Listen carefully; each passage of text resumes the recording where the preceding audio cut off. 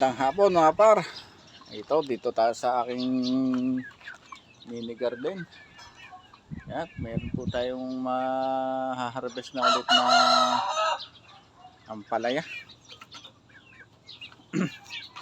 Ito, may bunga na rin ang ating mais.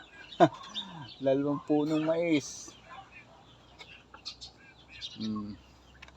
Taas na rin po ang ating patola. Ang sitaw ko hindi pa umaakyat ng ayos. Oops. Huwag ka dyan, lumanos sa patola.